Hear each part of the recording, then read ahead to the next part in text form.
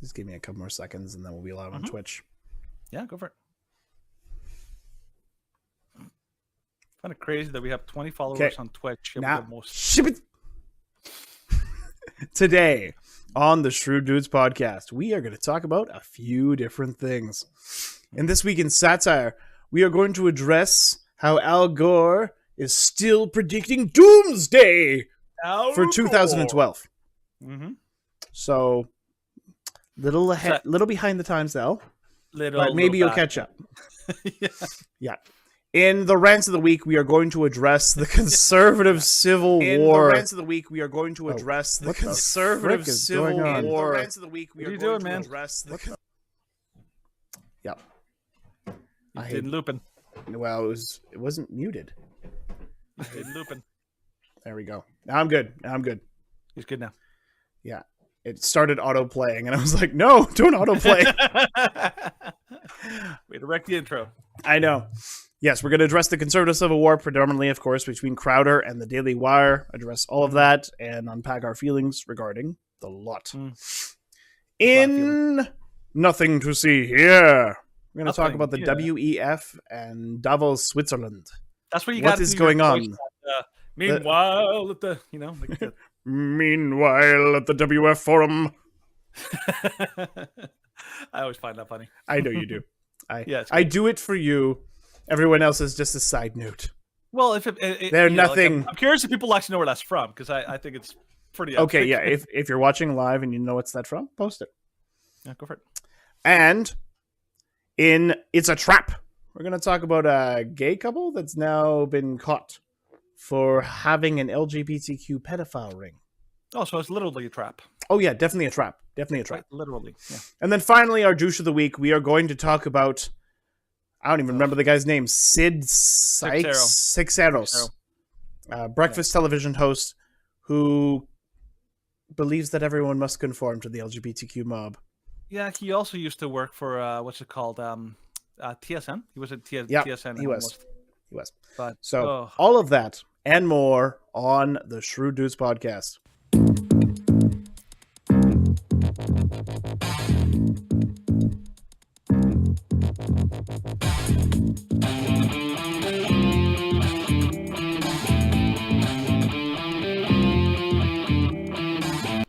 Alrighty. So, welcome to another Thursday show where we always do a live stream at trying around 7:30 p.m. Mountain Time. Of course, if you are watching on the live stream, we encourage you to watch primarily on Twitch because that's the easiest place where we can respond to chats. Of course, we're also live streaming on Facebook and on YouTube, but those are a little more awkward to respond to chats, especially for me. Danny, did anything interesting happen to you in the past couple days? Past couple days? Oh, this is one of those tough ones. Those questions like somebody asks you, how was your week? You're like, oh, crap, now I have to go over my week and try to figure out what actually happened. I don't know. I mean, it's been nice, nice weather. I've been working solo, and it's kind of nice. I kind of like the difference that it makes when you work solo. You basically your own boss. Wake up whenever you want. Off you go. It's been great, man. I've really enjoyed it. Cool. I'm excited for the weekend, though. I'm definitely excited for the weekend. I'm doing some board game action. I got lots of people coming. It's gonna be good. House is gonna be jam packed. That's on Saturday, right? This is Saturday. We can actually come to that. Yeah. However, it's going to be very full. So I'm not sure if the kids are going to have a lot of space. No. The kids are not going to be there. Oh, there you go. Well, the kids are going to be gone for most of the afternoon, actually. Sweet. So we can probably get my parents to drop them off at your house and then stay for half an hour after that and then leave. Cool. Okay. So that'll work out, actually. Oh, Henry will be very happy. I'm sure he'll be. Once the kids show up, he'll be like, "Yay!" He's a kid lover. Yeah, kids are awesome. Just goes nuts over the kids. It is nice. It's great. Mm-hmm. Mm-hmm. So, let's just jump in. Let's have an interesting time tonight. We have a lot of stuff to go over. We do have a lot of stuff to go over. I am chomping at the bit. Now, is it chomping at the bit or something else? I remember somebody said it was champing at the bit. I'm not sure if that's what the correct. No, one is. I'd say it's chomping. I thought chomping at the bit was the right one, so I'm like, yeah. Because it's a horse thing. That's right. Good night, Curtis. Here it is. Not now. Go talk to mommy. Live issues when children are like, Daddy, I need to talk to you. And I'm like, Daddy, I can't. I'm like, I can't. not on the show. Not on the show. No, Use not something that bad. words. Code I think he words. just wanted. I think he wanted to tuck in, and I'm like, bad timing. Daddy, I made brownies. Like, not Oh on the no! show. Not on the show. Yep. But speaking of being in denial, let's talk about this Freedom Tunes video. Based on the debriefing, those stolen documents should be here. Oh, I'm so excited. We're finally gonna nail Trump. Yes, we got him. The walls are closing in, Orange Boy. And all because you had to steal a vice presidential cheat sheet that says, don't sniff reporters. I don't think these are Trump's. Oh, please. Who else would want to take these documents on? Getting your son to share his crack. Huh. Are you kidding me? And check this out. He burnt this folder with Hunter Biden's criminal record in it. Why would Trump do that? Because he didn't want people to find it and see how clean it was. Duh. Oh my gosh. Look at this. A DARPA research folder on how to make children-scented air fresheners. This isn't Trump stuff, man. Then why does the racist have a full profile on an old black man in here? Who else would be spying on minorities? It says his name is Horn Pop.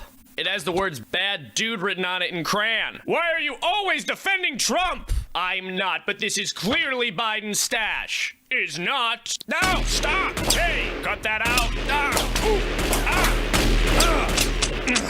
Good going. Now we woke him up for sure. Oh no. Oh my gosh. President Biden! I told you. Trump kidnapped you. How long have you been here for? Shut up, fat. What are you doing in my kitchen? We're just making sure Trump didn't plant evidence on you. Yep, this garage looks good. Sick him, Hunter!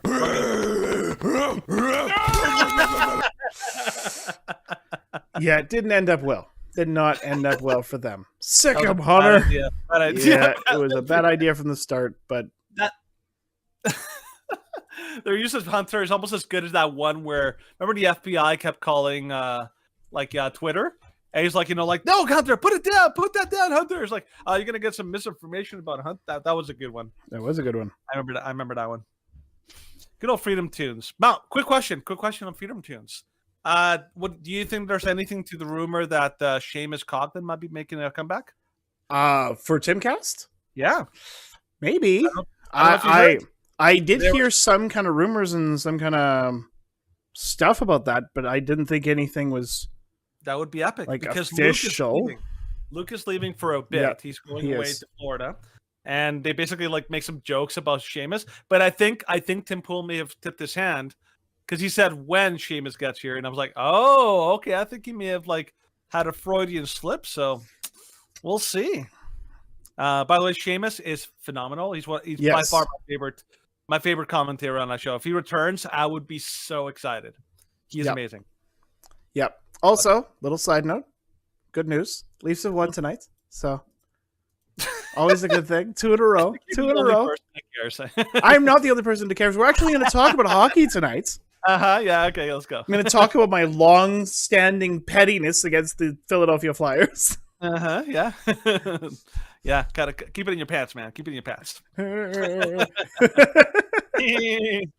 All right. So I'll never forgive. Never forget. Yeah, that's right. All right. Speaking of someone who will never forgive and never forget, let's just talk about Al Gore.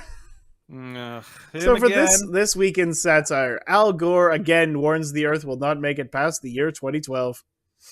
While at the World Economic Forum, rightful President Al Gore deserving a stern warning on climate change, saying the world will not make it past the year 2012 if something is not done immediately. The situation has never been more dire, said Gore while wiping the lipstick of a Swiss hooker off his face. It was more dire than it was yesterday, and more dire than it was the day before that, and even more dire than the day before that. Sources say the crowd began to fall asleep as he continued.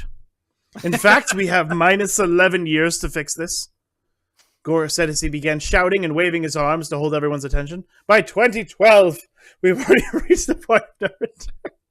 and trillions of people will die painful deaths, and the polar bears will have to grow gills and live in the water because there will be no more ice, and Kevin Costner and his friends will have to help us escape from artificial islands in the ocean and lead us to the mythical dry land unless someone builds a time machine back to the year 2000 to warn the world of its impending doom. Trust the experts. Oh, it took me a second. Like, what was he referring to? Kevin Costner? Oh, Waterworld. Like the one movie that blockbuster that nobody saw. Like, way to go. Way to like refer to like non-important like blockbusters, Mr. Mr. President. Hold on, isn't he also Kevin Costner in terms of like climate change movies? Has he been in climate change movies? Wasn't he also in? No, that wasn't. No, that was Dennis Quaid. That was Dennis Quaid. In what? No, Kevin Costner was in Waterworld, and the whole idea with Waterworld is that there was like a utopian future, right? Yeah. No, I was confusing Kevin Costner with Dennis Quaid in The Day After Tomorrow. Oh, you mean like that disaster movie, right? Yeah, the disaster movie. That was 2012. No. What? Was that? No. 2012 was also a climate change disaster movie. But The Day After Tomorrow was like 2004. Okay. And yeah, the year was confusing, but it was definitely a climate change movie. Yeah, you're right. It's 2004, Day After Tomorrow. Yeah. Basically it said that, I don't know, another ice age was triggered essentially. Yeah. So and then, yeah. The consensus of climate scientists voiced their agreement with Gore by accepting his funding and then booking TV hits on CNN to warn of the imminent disaster 11 years ago. At publishing time, experts confirmed that Gore's speech had reduced global temperatures by half a degree. I would think it would increase global temperatures by half a degree because he's simply spouting out that much hot air. You know what's funny? I saw a story when I was looking for stories today. I saw a story of a woman in Alaska who got mauled to death by her son got mauled to death by a polar bear. I'm like, if only like Al Gore's predictions had come true and polar bears have been extinct. But nope. There's now officially more polar bears than we know what to do with. They're everywhere. They've repopulated like rabbits. Like they're literally littered everywhere. That's an inconvenient truth that somebody should be willing to ask Al Gore about. It is. What about the polar bears? What happened to the polar bears? Like, yeah, it seems there's more polar bears now than ever. It's like, yeah. So much for them dying by the truckloads. So it's yeah. Al Gore. The reason like that's relevant is because he actually had a little bit of a speaking opportunity at the World Economic Forum, which we'll talk about a little bit later. And basically what he was saying is that he was accusing the person in charge of the World Bank of being like a climate denier, which is basically it's a made up term to try to like make it sound like, because like the worst thing you can call someone is a Holocaust denier. So they took that language and they turned it into like a climate denier, like you're some kind of horrible, evil human being. But in reality, you're basically like exercising a legitimate amount of skepticism and probably critical thinking, which they hate. But yeah, Al Gore got out there and he started like standing on the soapbox and being like, "You guys suck," and he's evil, and we need to like get rid of like people and kill people, and like it's just basically like the virtue signaling capital of the world right now. It's crazy. Al Gore has literally zero credibility because his whole was that an Academy Award winning documentary? I think so. I think it was. They'll give an Academy Award to almost anybody. Apparently, that documentary was like a complete and total like sham, and it apparently is still Academy Award winning. Yeah, go figure, eh? Well, it's just the state of Hollywood. The state of Hollywood even 20 years ago. Now it's so much worse. No, it's today. It's a complete and total today. It's gone because the Oscars are getting zero rating. They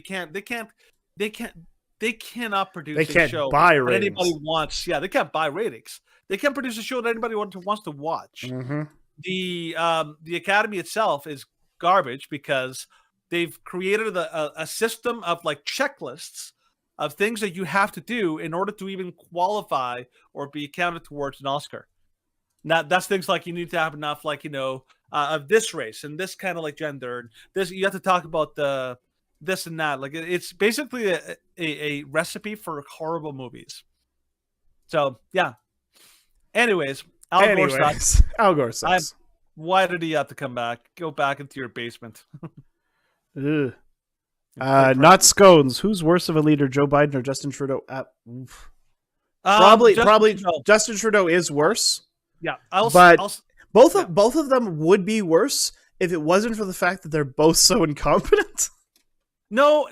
I disagree. I think Joe Biden is legitimately incompetent, but I think he's absolutely super corrupt. He's a pathological liar, but he's more incompetent than he is malevolent. Like he'll just do whatever. He'll sell his soul for anything, and that's been proven. Justin Trudeau, yes, he was basically an incompetent fool early on in his like reign, but now he's like, now that he's figured out how to play the game, now he's full on like Bond supervillain. That's what he is. He's basically and he's full on following the whole recipe for how to destroy a country in 10 easy steps. That's Justin Trudeau right now. So he's legitimately evil. Joe Biden, maybe 20 years ago, he may have been like the same, but right now he's got too much brain fog and dementia that he's basically nothing more than like Weekend at Bernie's. It's like they hold him up like, oh, guys, I don't know. Corn pop. Yeah, pretty much. Yeah, it's just how it is. Good old corn pop. All right. So now that we've sort of brokered our way into the show and jumped in with some lighthearted ramblings, bring a little levity. Yes. You keep pestering me about that. You're so mean. Levity and brevity? Well, I used to make that mistake, but I don't anymore. Oh, yeah, that's right. You've gotten lighter. It's great. Gotten lighter. Anyways, so we do have to address the elephant in the room. Conservative civil war. Oh, did you already do the what do you call those things? The segment intro? They have a name for that. The stinger. Oh, no, I haven't done the stinger yet. I've not done the stinger yet. Just so I know. Just so you know. Well, I'm trying to work on doing some promotion.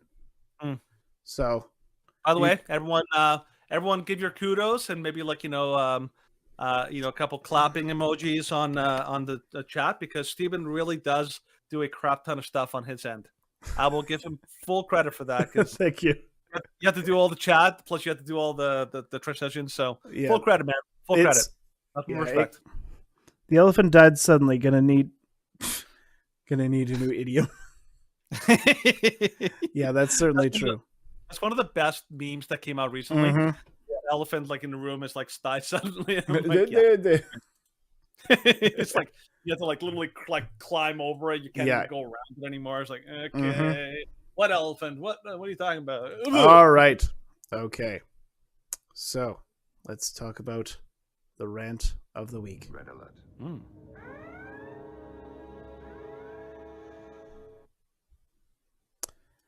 Okay, so from Outkick, Daily Wire offered podcast host Steven Crowder $50 million inside their dispute. So CEO Jeremy Boring published a video Thursday. That's terrible grammar. I don't know how they showed that. Yeah, it is a little odd. It sounds like it's like that. They offered him $50 within their dispute. I'm like, no. That's no. 2 sentences. Yep. So, published a video Thursday disclosing and discussing a non-binding. I think he actually released it Wednesday, not Thursday. Who, Steven? No, Boring. Oh, Boring. Yeah, he did it yesterday. He published it yesterday. Non-binding term sheet the company offered to podcast host Steven Crowder reveals the Daily Wire offered Crowder $50 million over 4 years. The deal included a 2-year company option that, if exercised, would continue to pay Crowder $12.5 million a year. He expressed this as DW's opening bid. The company was likely to bid much, much higher during negotiations, he states. Here's a screenshot of the offer. Boring posted a video in response to the comments Crowder made on Tuesday about an unnamed conservative media company offering him a contract that contained what he described as penalties if big tech were to demonetize his content. He accused the company of enabling censorship with the following terms. Any of the major platforms, YouTube, Facebook, Apple Podcasts, Spotify, issues a content strike other than a company-wide content strike, says that Crowder content can be monetized on such a platform. The company is not able to resolve the issue within 90 days, and the fee will be reduced by 25% from that point forward. Terms would allow the company to reduce Crowder's salary if a content strike were to decrease the revenues the brand could generate from his program. For background, he boasts nearly 6 million YouTube subscribers. He has notoriously feuded with YouTube over demonetization, censorship, and suspensions. Crowder's contract with The Blaze expired last year, allowing him to negotiate with outside suitors. Fans on Twitter quickly speculated the ever-expanding Daily Wire was the unnamed company. And it was. He confirmed speculation to be transparent with DW subscribers. He said Crowder inaccurately portrayed the offer. He rejects the idea that the clause to reduce pay for demonetization is a punishment. He calls the language a means to protect the company from bearing the full burden of demonetization, which results in a lesser than projected earnings. Mm-hmm. His philosophy seems to be, I deserve to be paid millions and millions and millions of dollars whether my show drives the revenue or not. That's not a business relationship. He's looking for a benefactor. So there's two different sides of this argument. So it was the first little bit of the Tim Poole video, which we wanted to watch. Mm-hmm. Just play the first part. Okay. So breaking news that I don't even know how to address. What? Yeah, just play the first part because this is their reaction immediately when this happened. Yeah. The Daily Wire has uploaded a video, our offer to Steven Crowder, I guess officially. I love Jeremy Boring. Confirming that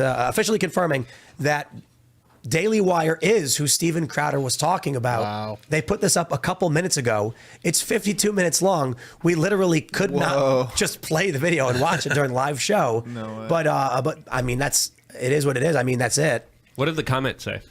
Because that's usually how I get, my news first by looking at the animated. We'll play some of it. I don't know if I can just show YouTube comments. Well, we can play it for 2 minutes, maybe. Let's play it for a couple minutes. Just launched a new initiative called. Start over. All right. Our friend Steven Crowder has launched a new initiative called Stop Big Con.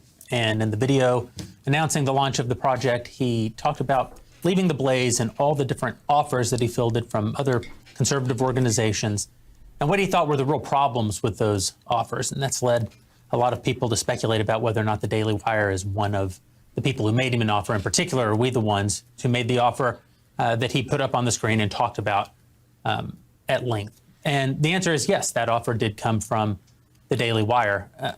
I'm not trying to hide that fact. I'm not ashamed of that fact. In fact, I think it's a very good offer. But I think there's a lot of sort of misconceptions about the nature of the offer, the nature of the points. I think Stephen misunderstood a lot of the points. And so the way we do here at the Daily Wire, we're just going to be incredibly transparent. You know that we like to have our members be a part of the journey. We live stream all of our company town halls, for example. We just find that... Yeah. And then, so this was Tuesday. Steven Crowder released a video on Tuesday.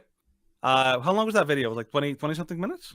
The Steven Crowder one, the initial one was, it was about 25 minutes to half an hour. Yeah. This one was a 55 video. And then today, literally right before the show, I remember I saw Steven Crowder himself responded to this video and another 15-minute video. Which, if you can play the first, just the very first part here. Okay. His face. Yeah. They don't get deals that... They can be wage slaves for a little bit, come over and make a salary and grow their brand.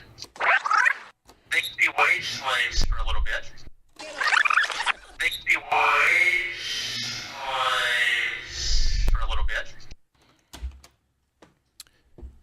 God bless the talk boy. Those things are worth like $5,000 now. It's an expensive gag. So didn't want to have to do this, but Daily Wire outed them. Yeah. So, okay. So let me just kind of run people really quickly. For anyone who hasn't been following this, this has kind of had me on the edge of my seat the entire last couple of days. It's been crazy. So initially what happened is Steven Crowder, obviously the last year before Christmas, he basically announced yep, they're leaving the Blaze. Blaze was kind of like the big company that was kind of sponsoring Ladder Crowder. So he was leaving the Blaze. And there was a whole bunch of like crazy stuff that happened at the end. The Jeremy from the quartering actually kind of saved their butts and ended up helping them kind of, figure out like the email stuff and all that kind of stuff. So it was pretty cool at the end, but you could tell it was like not, they were kind of like, hit hard. Anyways, so since then, a lot of places have, given offers to try to like work together with Steven. And Steven, totally out of nowhere, dropped a video on Tuesday basically saying that there's a thing called Big Con, which is basically short for Big Conservative, that he basically claimed that conservatives are literally like throwing people under the bus, other conservatives under the bus. They're basically the enforcers for big tech. So they have like an enemy with big tech, but they themselves are working as enforcers and making it impossible for new and young talent to come out. And so he made all these allegations. He showed a lot of like the actual document and all the stuff, and he had it redacted. He never actually said who it was. But then ultimately, because there was so much speculation everywhere, even on myself, was like, do you guys think Daily Wire was behind this? Or like was the one he was referring to? And a lot of people were speculating yes. And so I think as a response, Daily Wire felt like they have to come out. They have to address this because they're probably going to risk bleeding like tons of subscribers who probably feel a little bit betrayed if that was Daily Wire. So Jeremy Boring came up with this response. He basically said, like, well, here, this is a standard contract. He explained the whole logistics of the contract and what it was all about. Tried to argue that, there's no hidden agenda here. This was like like an initial contract. And they basically suggested that they feel like that Steven Crowder was maybe misconstruing the actual details of the contract. And that was yesterday. And then today, Steven Crowder released another video basically saying it's not about the money. That wasn't the issue. The money wasn't the issue. The issue is twofold, because I watched the whole video before the show. The issue that Steven had was two. One is that the people who are the new people, because this kind of contract is going to really hurt anybody who wants to make any kind of headway in the conservative movement. And so he felt this is only going to hurt them. And then two, he felt that this kind of contract where they own everything is a problem. So two issues that he focused on. One is that they're because of the way that they're structuring it, they're basically giving big tech an incentive to cancel people. And then two, that incentive to cancel. And then two is that, that they own your content. And he said that those two things are a gigantic problem. So that's kind of like the big picture going on. So now let's let Steven take it and see what you think about this whole scenario. Yeah, because it's a big deal. Oh, it is. It is an exceptionally big deal. Now, like I was watching the Tim Cast section from this morning at 8 a.m. And Tim Poole, I found, had a really kind of nuanced and well thought out opinion regarding this. He usually does. Yeah, he usually does. Like Tim Poole, I don't agree with him on everything, but he usually is fairly well rounded on a lot of things. Yeah. Where Daily Wire messed up, I found, was they should have added to their contract saying that they would help Steven Crowder in his fight against YouTube, with his fight against big tech, in terms of demonetization. Because he's already demonetized, so it's like he's already going into their contract at a bit of a disadvantage. And if, of course, they had assisted him with that and they worked together towards fighting against YouTube, then that would be a good first step. I think Daily Wire could have been a little more specific, saying it's like, okay, well, we want you to focus less on demonetization and more on ad revenue. And perhaps even like having, okay, we want you to do similar to what you're doing for The Blaze, where you have a YouTube segment and then you have a non-YouTube segment that's only for Daily Wire Plus members. That way you can still have like we're going to talk about stuff that's not safe for YouTube. Like that's exactly what happens with a lot of the Daily Wire current hosts. Like they go on. I'm a Daily Wire Plus member and I watch a lot of it. I don't watch it because I usually listen to it via podcast, but I listen to a lot of this stuff the members exclusive area. I really do appreciate that they have that kind of members only segments. The thing that I didn't quite appreciate from Steven Crowder is what he was essentially griping about was, it was like, oh, like if I miss an episode, then that's $100 penalty. And it's like, well, yes, but you're effectively being paid about 70 to 75 grand per episode that you're doing. So that's sort of like, oh, you missed a shift, so you're going to be dinged for it, but you can always kind of make it up. Like, you only have to do like your normal four videos a week. And so if you make it up with another video later on in the week, then you make it up. Yeah. I have a little bit of a different take on that. Like, I don't think it's about the money. I don't think Steven was like that concerned.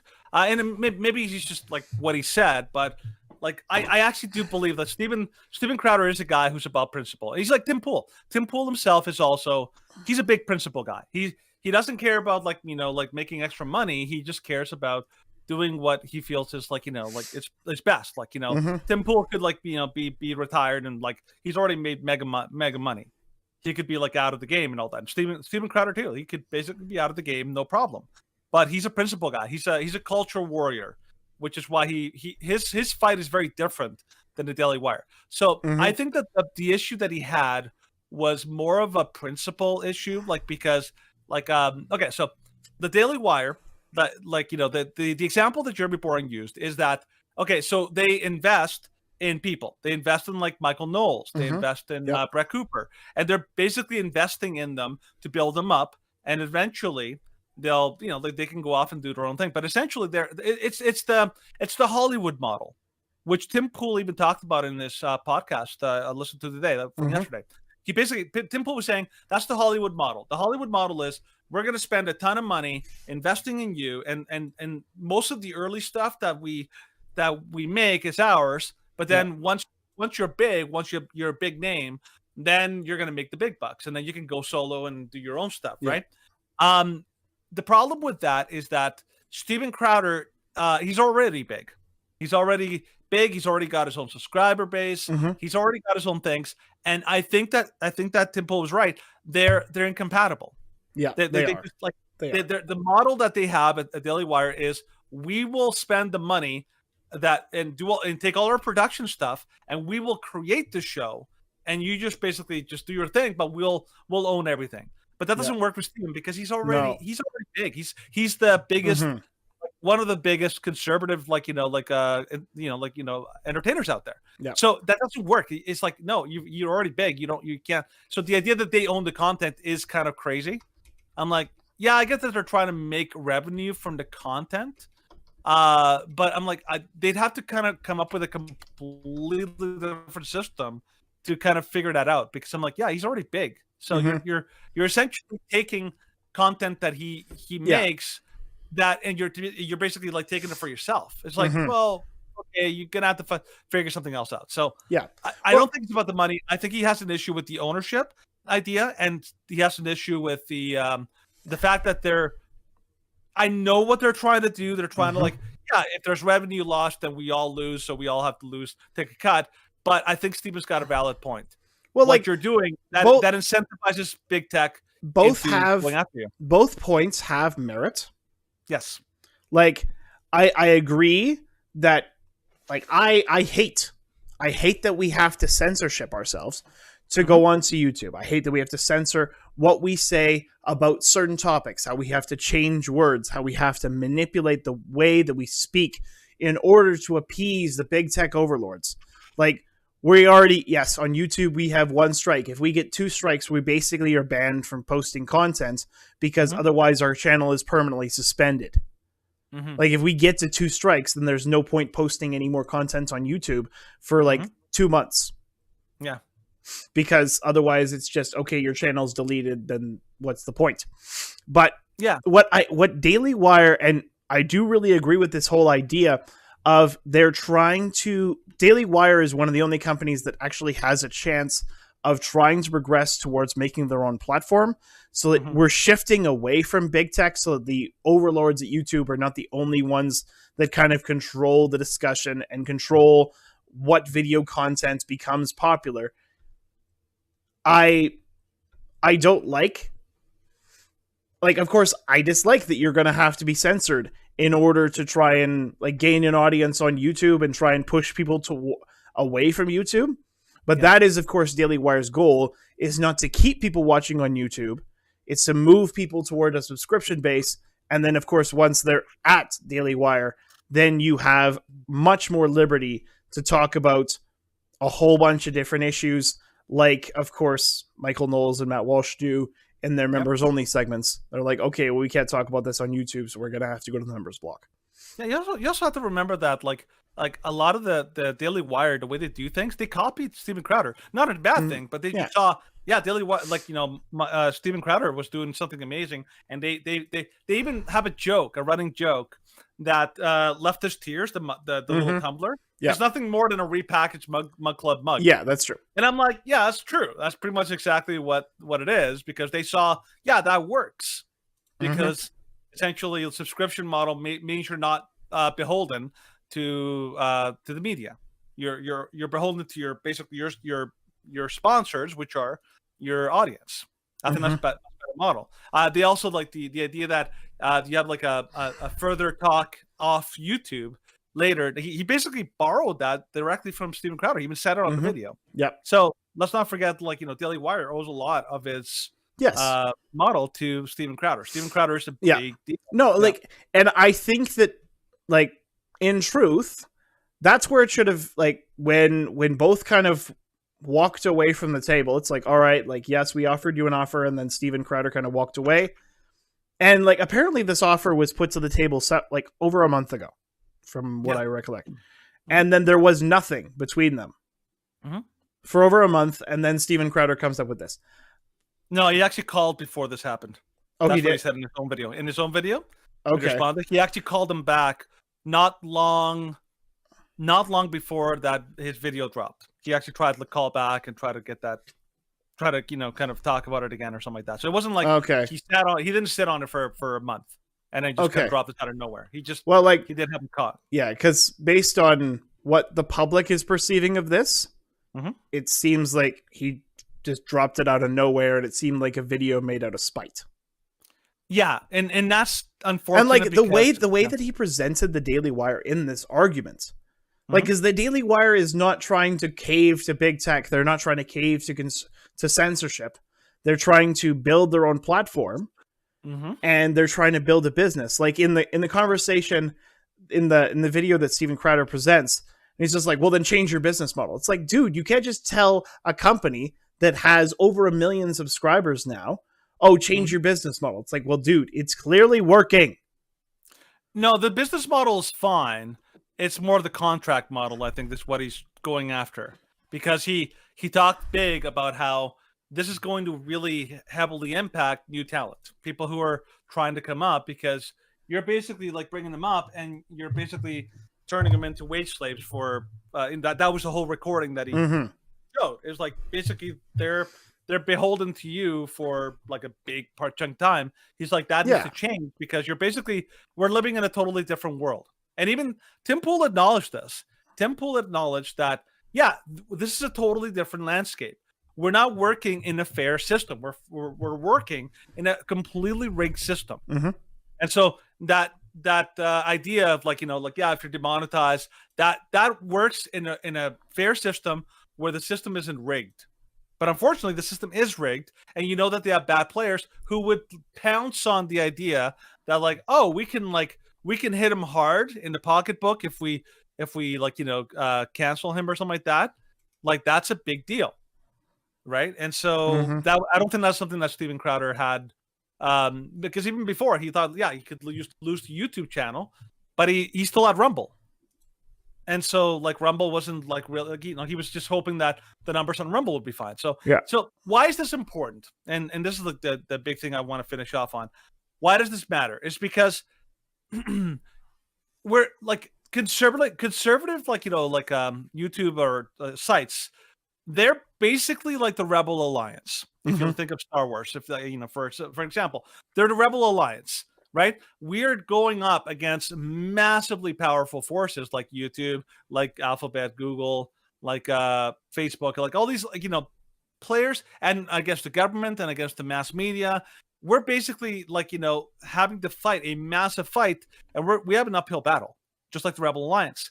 The problem is when the Rebel Alliance basically starts fighting, within themselves, we ultimately can, like, hurt ourselves and hurt the cause.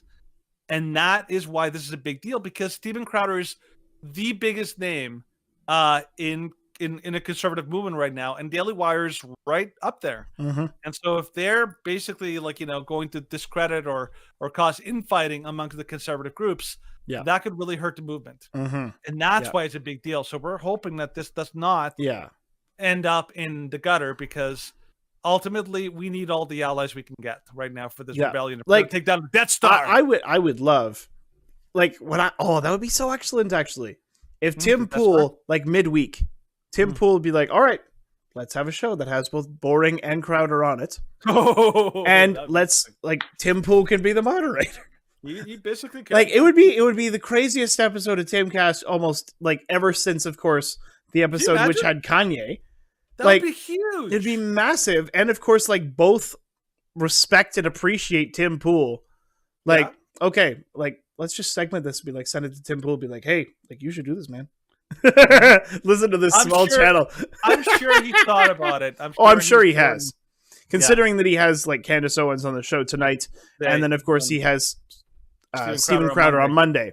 So I'm sure they've thought about it, but it would be a very, very interesting show to watch, and both sides, and, like, because we want to have everybody cooperating. We want to have conservatives united against what is our true enemy, which is, of course, establishment, the elitists, kind of the leftist global agenda. The Death Star. Yeah, the Death Star, and of course the people running the Death Star are part of our next segment. Mm-hmm. So our next segment is, of course, talking about the WEF. Oh, you didn't have the clip, eh? Forgot about that too. Oh, I did forget the trip. The nothing to see here. Why don't you look it up? I can kind of set it up if you like. Sure. All right, so for anyone who's not watching or kind of like hasn't been paying attention, I'm sure a lot of people are definitely would love nothing more than talk about this all day.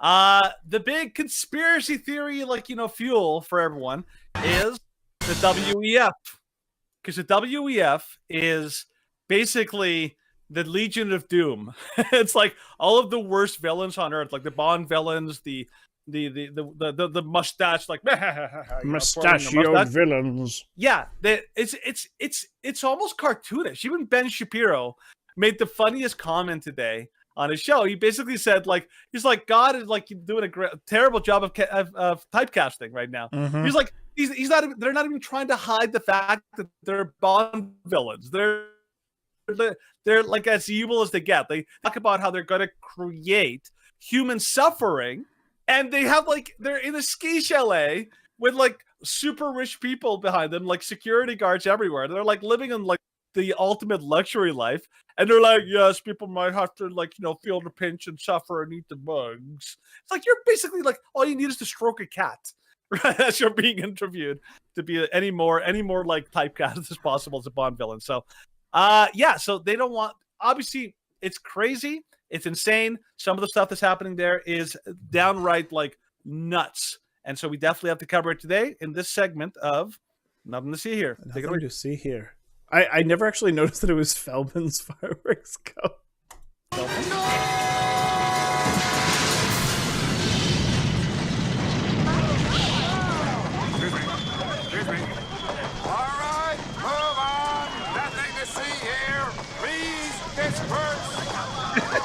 Nothing to see here, please. Alrighty. Nicely done. Nicely done. So from Public, Davos is a grift and a cult, but it's also a bid for global domination. It's a Ponzi scheme, says an insider, but it's also a cult. The World Economic... Yep, okay, you set this up. No, by the way, this is I know it says public, but this is basically a Substack, and the reason why it's important is because it's Michael Schellenberger, who is a big deal. He's a big, very important name in this kind of stuff. So, yeah, it's not like it's a fringe website. That's what I want to say. Yeah. All right. So, the World Economic Forum, which meets this week in Davos, Switzerland, is fighting back against conspiracy theorists who say it and its founder, Klaus Schwab, are seeking global domination through a great reset, except they admit it, aimed at stripping the masses of their private property, deindustrializing the economy, and making everyone eat bugs. Oh, nothing, be happy. You might have heard the phrase, wrote World Economic Forum Managing Director Adrian Monk last August. It started life as a screenshot culled from the internet by an anonymous anti-Semitic account on the image board 4chan. Oh, nothing, be happy. The Jew World Order 2030.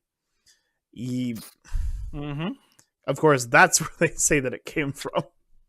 But what Monk claimed was inaccurate. The phrase, oh nothing, be happy, hadn't originated on 4chan. It originated on WEF's own website. Welcome to 2030. Read the headline to an article by a Danish member of parliament. I own nothing, I have no privacy, and life has never been better. In 2020, after the backlash to the article, the WF took the post down. Of course, this is the picture from the article to prove it. At the same time, of course, the WF can hardly be said to be a conspiracy. Davos is one of the most heavily publicized events in the world. Every conference, including this year's, results in hundreds of articles about the world leaders, celebrities, and billionaires who attend the conference. And of course, this year's 700-plus attendees will include heads of states, including German Chancellor Olaf Scholz, the CEOs, including Larry Fink from BlackRock. But of course, it's proven to be highly secretive, even as it urges corporations to disclose more information. When public asked WF how Klaus Schwab Foundation invests its assets, the WF spokesman noted that the foundation differs from the WF and added Swiss law does not require financial reporting for foundations. So, but of course, what are they up to and why? A cult wrapped in a gift, wrapped in an enigma. I remember thinking today, I was like, all of this World Economic Forum stuff, it all sounds like a Ponzi scheme. And I actually looked into it. I'm like, I looked up what is a Ponzi scheme? And I looked it up and I'm like, holy crap, this actually fits what a Ponzi scheme. Do you know what a Ponzi scheme is, Stephen? A Ponzi scheme? Yes. A Ponzi scheme. Yeah.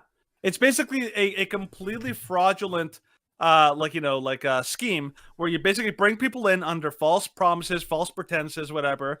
And then the initial people, the initial investors, the initial people basically benefit, and they're paid by all the money and labor of the people who join later. Essentially, it's a way of stealing money from new members and giving it to the early members in order to basically enrich them and to rob the others blind. That's basically what they're doing. I hate to say it, but global, not global warming, and they changed the name. Climate change is a gigantic Ponzi scheme. Because they want to use the benevolent idea that they're saving the planet, when in reality they're robbing you blind and they're taking away your rights, and they're completely and totally grifting people and trying to tug at their heartstrings in order to create a completely dystopian world. It's insane. This is why people have compared them to Bond villains. This level of evil, this level of banality of evil is beyond anything you could have imagined. Yeah. And the fact that they're saying it so freaking obviously out in the open and in front of cameras, it reeks of Mein Kampf. All right? If anybody knows what Mein Kampf is, of course, it's the famous book that Hitler wrote while he was in prison, basically laying out the plan for what he was going to do. I think who was the Prime Minister of England? Chamberlain, during World War II? World War II. Who took over? The Prime Minister who was... Oh, of course. Now I can remember his speech. I can remember his... dang it. I remember his... We will defend our isle. That's right. That's him. But I can't remember his name. Winston Churchill. Winston Churchill. Thank you, memory. So Winston Churchill, before he actually was in as Prime Minister, he was warning that he had read Mein Kampf and he knew what was coming, because don't believe anything he tells you. He wrote about this. He already laid out what his plans are.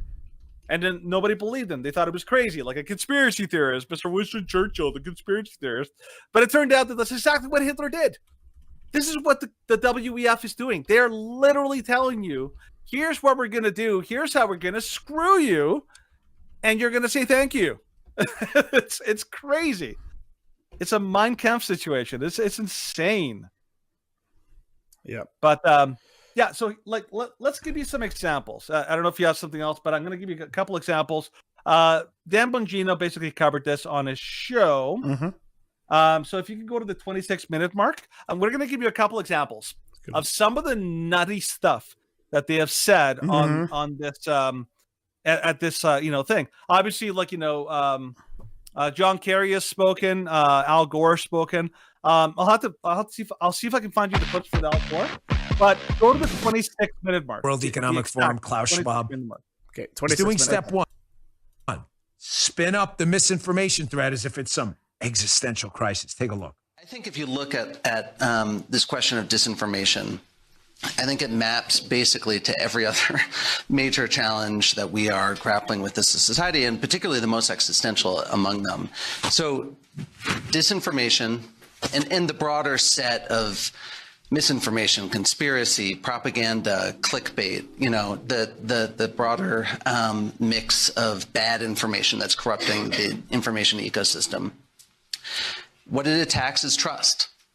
And once you see trust decline, what you then see is societies start to fracture. And so you see people fracture along tribal lines, and that immediately undermines pluralism. And the undermining of pluralism is probably the most dangerous thing that can happen to a democracy. So I think if you're spending this week thinking about the health of democracies and democratic erosion, I think it's really important to work your way back up to where this starts. Keep in mind, this news. So what do you think about that, Stephen? Oh boy. Yep. Well, you. Yeah, Leroy. The WF is talking about tribes. Yeah, the WF is like that's what they encourage. The WF, yes, they're not specifically calling out and mentioning that we need to have social credit systems right now. No, but they're definitely aiming that. Oh yeah, they're definitely pushing in that direction. This is the step-by-step thing. What Dan Bongino basically said is that here's what they're going to do. And they're literally telling you their plan before they even do it. One of the things that they're going to do is they have to drum up the fear of misinformation. Yep. Which, if you've ever looked into misinformation, of course we talked about it. Misinformation is nothing more than code for any criticism. How do you deal with criticism when you're going to do something crazy? You call it misinformation, and you start telling people this is dangerous misinformation. That's how they get the public on board. They tell you it's let's imagine. I basically say let me give you an example. Let's imagine for a second that I basically go on camera and I'm like, you know what? I got myself a flamethrower today. I'm going to go around the neighborhood and I'm just going to torch anything that moves just for fun.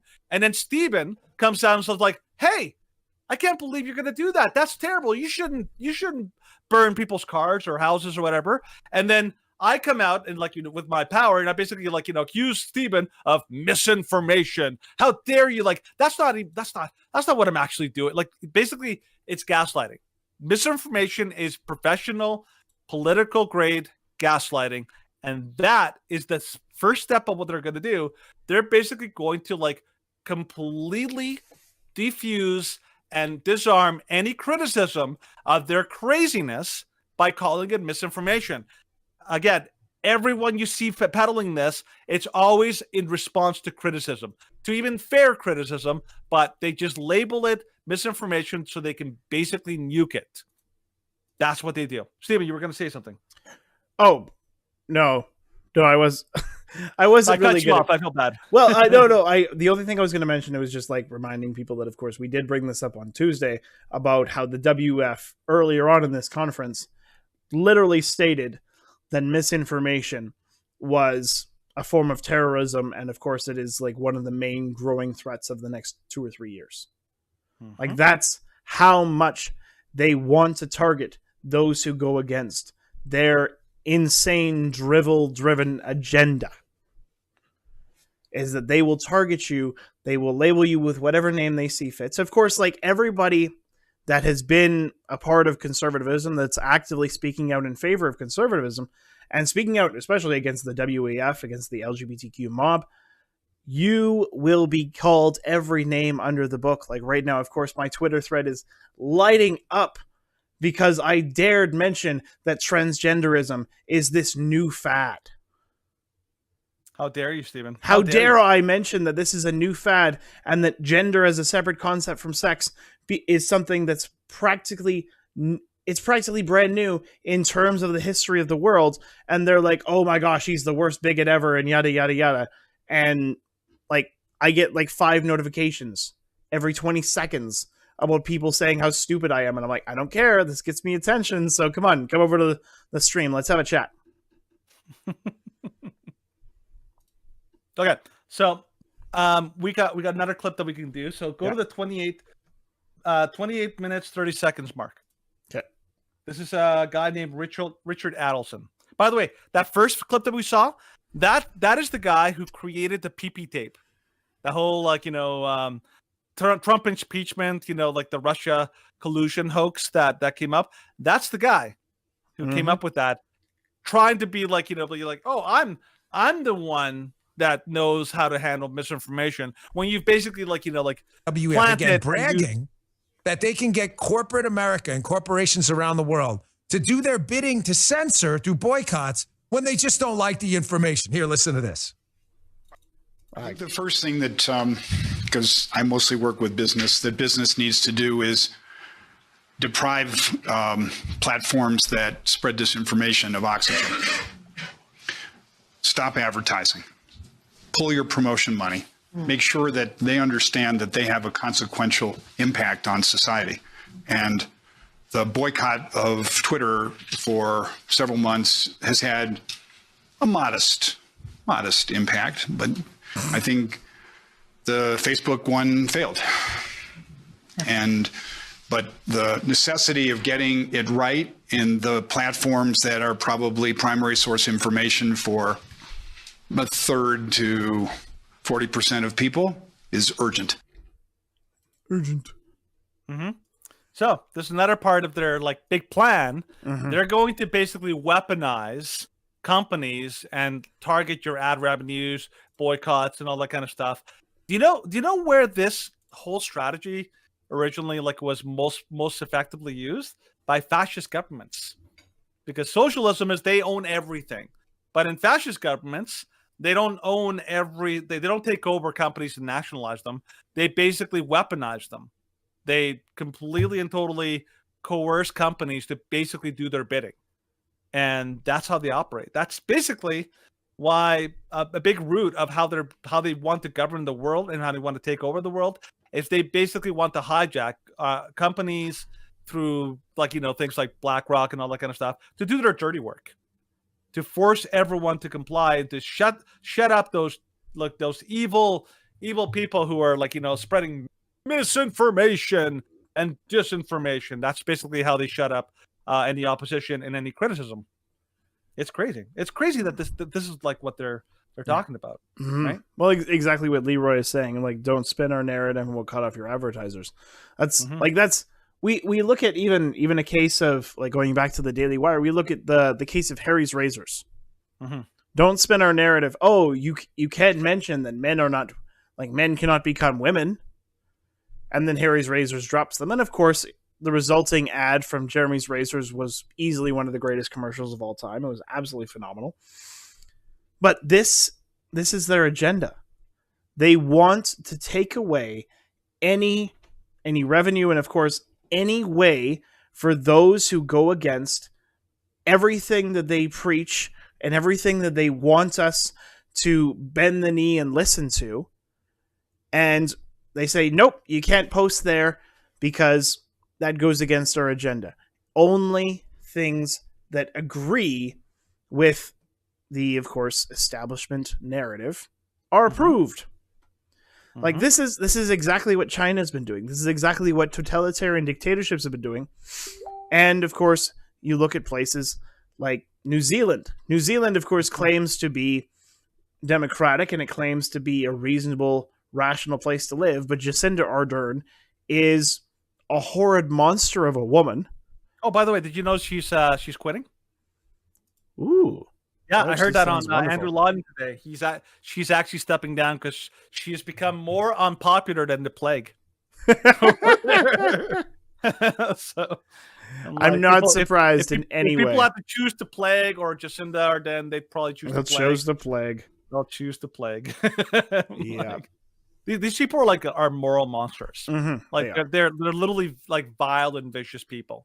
And the problem is that they feel entitled. They feel like they can do whatever they want and they don't care about the consequences. But they're also like they're literally like con artists and grifters. Like they tell people, you know what, we're doing this for a good cause. Yeah. Like we're gonna burn your house down. We're doing this for your good. We're doing this so that we're not endangering society. And it's like, right? If you cut off free speech, that is endangering society. Oh, because they use all sorts of like manipulative tactics. They come to your house and they show up and like, oh, by the way, we're gonna burn your house down. Like, wait, what? What are you talking about? Like, we have to burn it down because there's cockroaches. We have to burn it. How do you know there's cockroaches in there? We have experts that have like we've discovered them. Don't worry, we're experts. We know that there's cockroaches in your house. Like, I haven't seen a cockroach. Don't you worry. We know that there's cockroaches, so we're gonna have to burn your house down to save the neighborhood. It's like that's literally what they're doing. That is a perfect example. By the way, I sent you the John Kerry video from WEF. We can look at it after if you like. By the way, so if you want to go back to the Rumble video, I have. Oh, you have another. I have a couple more. We could do as many as you want, but this one's from the head of the European Commission on how they're going to use AI. We will do one more because we're already at an hour. Let's go with one more from the Euro Commission. So 32 minutes and 22 seconds. 24 seconds. For who understand the language and the case law in the country. Because what qualifies as hate speech, as illegal hate speech, which you will have soon also in US. I think that we have a strong reason why we have this in the criminal law. We need the platforms to simply work with the language and to identify such cases. The AI would be too dangerous. He said it again. Yep. So basically, what they're talking about there is that they're going to use AI. So they're basically going to make it so that you can go on Twitter, you can go on Facebook, you can go on whatever, and you're gonna like type up your little thing, but then AI is gonna read it, and it's gonna follow this little algorithm that was written by leftist, like organizations controlled by the WEF, and it's gonna basically be like, well, this one's bad. It says things that disagree with the proper narrative. And it's going to completely kill anything that you have. It's going to be done in real time. In other words, they don't have to like have the government calling them, be like, hey, do you see what that person posted? I need you to take it down. No. The AI is going to do it for you before you even have to like think about it. It's like what do you call it? The precogs in Minority Report. It's like pre-crime. They're gonna predict that what you're gonna say before you would say it, so it can never be heard by other ears. Like it's crazy. This is why they're targeting free speech, because any kind of information is devastating to people who need lies and deception and manipulation in order to completely imprison you. That's why they're going after it. So it's crazy what they're doing. It's insane. Yep. Right, Stephen? Oh yeah, like. Oh, he agrees. Well, I should agree. If I don't, then we have a problem because this stuff is nuts. Oh yeah. No, like what they want to do, like, oh, we're going to move towards hate speech. Like that's one thing that, of course, another reason why the flag is upside down. Hate speech is something, of course, that's entirely controlled by the government. The government dictates what hate speech is. And they can, of course, dictate that if you disagree with the government, that is a form of hate speech. Like Trudeau essentially declared that during the trucker convoy. Yeah. He decides what speech is acceptable and what speech is. That's the danger. But many people have talked about this. The danger in hate speech is that it's completely arbitrary. And it's basically the people in charge, the people who hold the levers of power, get to decide what you can say, what you can't. And that is incredibly open to abuse. And it's by design, because they want to basically tell you, you can't talk about this, you can't mention this, you can't do this, anything like that. By the way, I don't know if you know this, Stephen. Right now, the government of Canada is using Prince Edward Island as the testing ground for gun confiscation. Andrew Lawton talked about this today on True North. They're basically testing out their plan to disarm the Canadian populace of their guns, and they're testing it out in PEI. Now, how do I know that? I know that because I heard it from like a Canadian journalist, Andrew Lawton.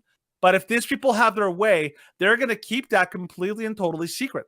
And that only helps an abusive, manipulative, and malevolent government into doing more and more atrocities. This is how Stalin got away with his like psychopathic murder and basically like genocide of like millions of Ukrainians all over like Russia, because they didn't allow any information to leave the Soviet Union. Even like when they had like Western journalists come to visit the Soviet Union, they weren't allowed to like report on it. They actually like were lied to about what was actually happening in order to propagate the propaganda from the Soviet Union. This is exactly the goal that they have. They can get away with stuff like this when they can't be exposed. And that's the point. It's not to protect you. It's not because free speech is the real enemy. It's because they are the true enemy, and they want you, the poor, Canadian consumer or regular like Joe, to they want you to believe that, the boogeyman of misinformation's out there. Oh no, the boogeyman, we need the government to take care of us. And pretty soon the government of like the UK from V for Vendetta takes over. Mm-hmm. And we have like what was it, like the Chancellor Sutler? He's in charge. Like, yeah, that's what we want. Well, that's what they want, but pretty much. That is what they want. No. All right. Yeah. All right. So we of course could not talk about this forever, but we are going to be transitioning. Well, I could, but yes, I know you could. I know you could.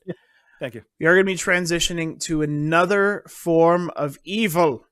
Oh, Stephen, is this a just transition? No, it is not a just transition. It is not a just transition at all. Oh my gosh, such a terrible. But it is a trap. Mm.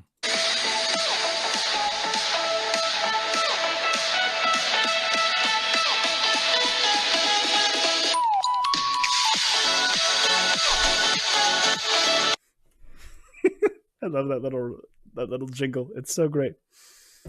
All right, so this is an old story, but of course it kind of leads into what we're going to be talking about. So, Rotherham child abuse scandal: 1,400 children exploited. Report finds. So this, but by the way, this is from 2014, so almost 10 years ago. Children as young as 11 were raped by multiple perpetrators, abducted, trafficked out of the cities, beaten, and intimidated. So, report commissioned by the Borough Council revealed there have been 3 previous inquiries. Council leader Roger Stone said he would step down with immediate effect. And Danny, I haven't heard. I can kind of go over this a little. It's been forever since I've heard this story. Okay, so basically, what you need to know is, back in 2014, there was a massive, giant scandal that happened in a little town called Rotherham in the UK. Basically, what happened was there was this child sex ring that was operating throughout the city. They were basically abducting and kidnapping young girls, like anywhere between 10 and 14 years old. And they were basically like putting them in these child sex exploitation rings. And this was like becoming so big that it was impossible to hide. People were going to the police. They were going to the police saying, please help us. There's something going on. Our children are got raped, our children, all this kind of stuff. what happened was the police refused, everyone from the police inspectors to regular, like, like low-level police officers to people on the high end. They all basically like downplayed because they were afraid of being accused of racism. Why? Because all of the perpetrators that were doing this stuff were from Middle Eastern backgrounds. And they were like, whoa, we can't target these people. We can't investigate. These are Middle Eastern people. How will it look? We'd look racist. We can't have. And so as a result, 1,400 children got completely and totally exploited by these gangs before they ever finally got in, and they finally had to, that was our bad. Yeah, sorry for these 1,400 children, girls that were pretty much like their lives are completely ruined, but because we're too much of a cowards to do anything about it. So I remember when I saw that story, you think this is absurd. What kind of moron in their right mind would overlook something so obvious? But they did, because they were scared of the big boogeyman of like, we can't be accused of being racist. Oh, who cares about the lives of children? Now, why do we bring this up? Why is this important? Well, because something very similar has happened and is happening in the United States, and the story that came out is super reminiscent of that same kind of thing.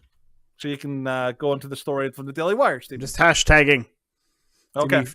One more minute.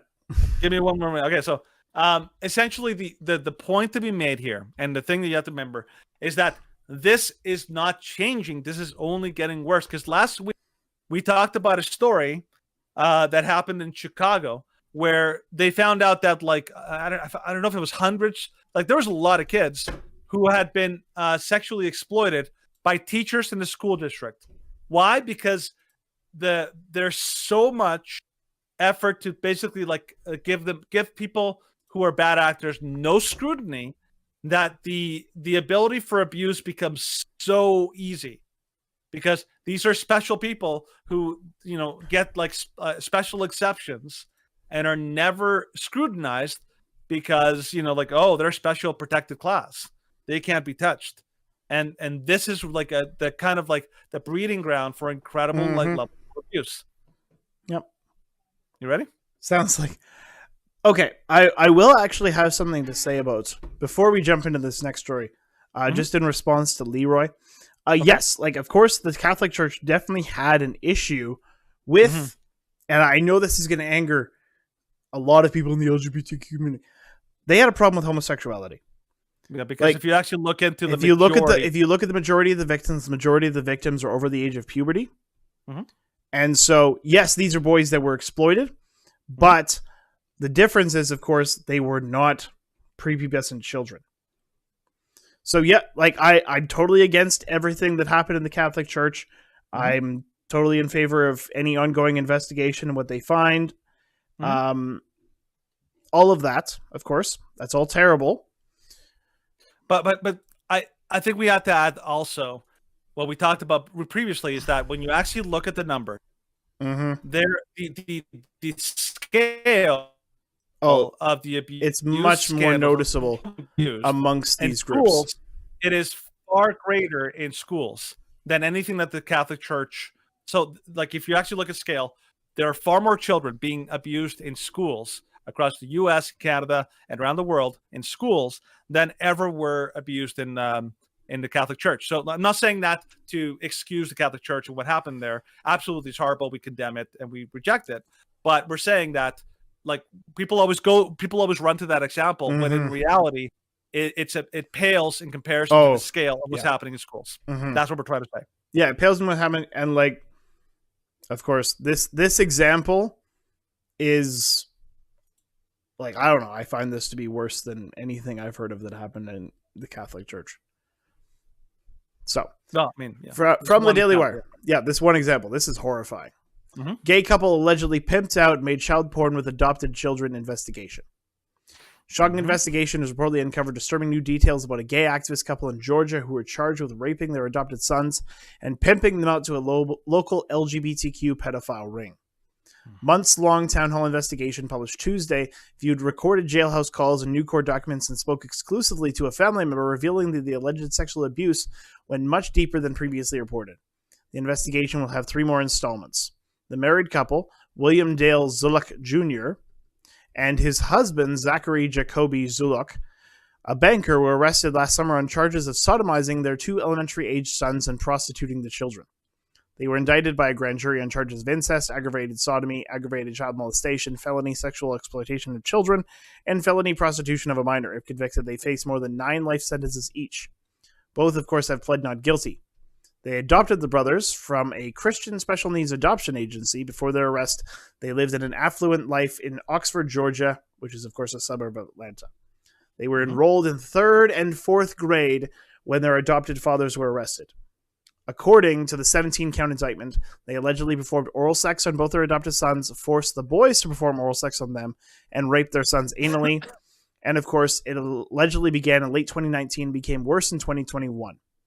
He since admitted that forcing his 11-year-old adopted sons before an oral copulation with him with the intent to satisfy his own sexual desire.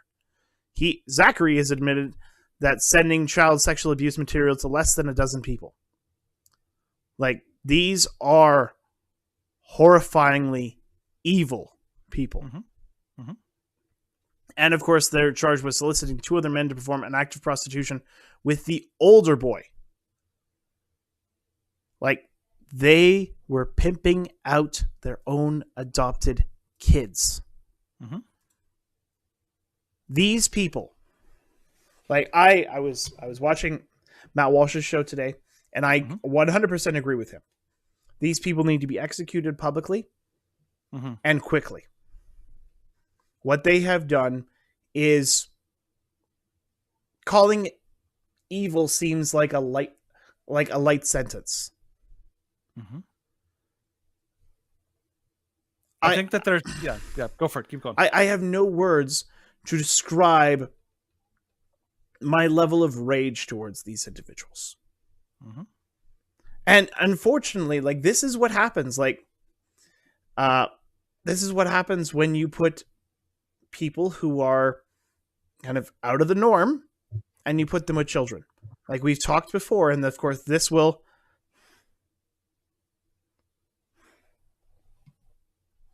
Oh, the red pot... What? That's not a red pot leaf. That's an upside-down Canadian flag, buddy. Oh, you can't really see it, yeah, because you're in front of most of it. Yeah, no, that's... Yeah, no. That's just an upside-down Canadian flag. Believe it or not, that's a Canadian flag. That's a maple leaf. Yeah. Buy them on Amazon for $10, but that's a bit beside the point. And we've talked about this before. Yeah. The LGBTQ movement has so much to do. Speaking of an elephant in the room. With child abuse, with pedophilia, with depravity and delusion. Well, here's okay. So I'll give you guys a little bit of a run through. Just and of course, I can't produce like all the documents and all the things on the fly. But years ago I did it, and I've done it a lot since. Is you actually look into statistics, you look into tons of academic articles, you look into the research and all that kind of stuff. There's a very troubling trend and a very problem. It's like the skeletons in the closet that we're not allowed to talk about because, like we're going to cover in our next story, you are not allowed to criticize the rainbow community. You can't. It's literally off limits. They are sacred. They're like the priests of they're the sacred cows of society, in that you cannot. They're untouchable. You cannot go after them in any way. But here's the hidden thing you'll discover when you do the research. It's crazy. Is in the same way that people don't want to talk about how the Black community, in the United States specifically, that a big massive chunk of the violent crimes in the United States are committed by like one of the smallest communities, which is the Black community. Disproportionate number of violent crimes are committed by a very small group of within the Black community that nobody wants to talk about. In the same way, there's a major problem of pedophilia Mm-hmm. in the LGBT, particularly the gay community. But this is also very prevalent in the transgender community. So people that people may see as heroes, like Harvey Milk, like Alfred Money, the guy who came up with the whole transgenderism thing.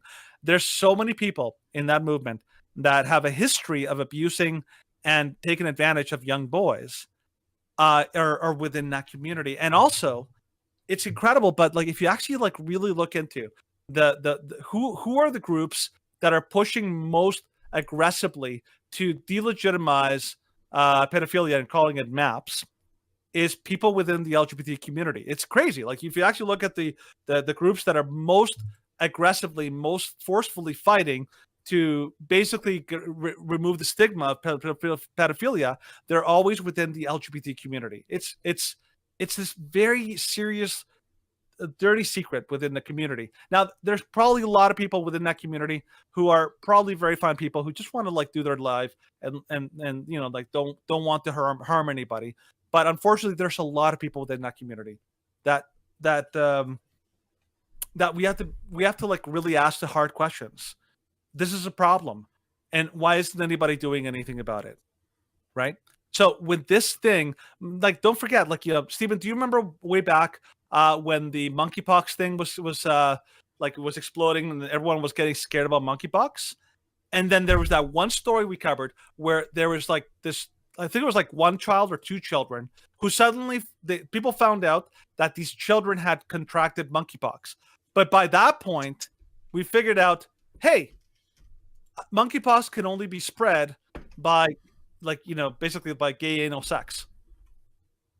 And getting it in a form is insanely rare.